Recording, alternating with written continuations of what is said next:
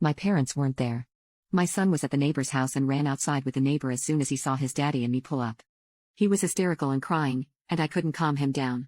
My blood pressure was rising because now I'm thinking that something horrible had happened to my parents. What is the most bone-chilling, inconceivable thing a parent has done to you? My neighbor tells me that she isn't sure what's happening, but there was an ambulance at my parents' house at 6 a.m. My dad had run over and woken them up to see if they could watch my son for a few hours until he got back. Of course, they'd said yes. I'm calling my parents non-stop at this point, and I'm getting frantic because I don't know what's happened. My son was still crying, but he was calmer. He still couldn't really explain to me what had happened, though. I honestly don't remember the details of what happened next, but somehow we figured out that the ambulance was from a hospital nearby. We broke several driving laws trying to get there. We got to the hospital, pulled into the emergency entrance that was for ambulances only, left the car, and bolted inside.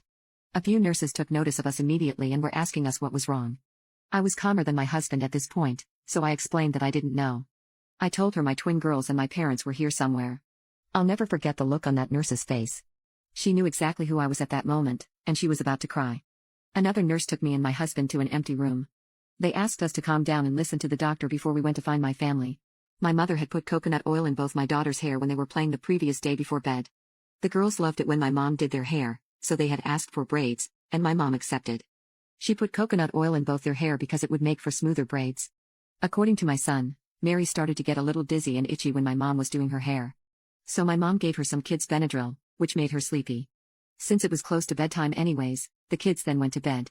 Giving her Benadryl was something we did whenever she had a mild reaction since it usually meant she accidentally came across some coconut from a secondary source. We also showered her from head to toe immediately to erase any lingering traces of it. My mother simply gave her some Benadryl, kept the coconut oil in her hair and put her to sleep.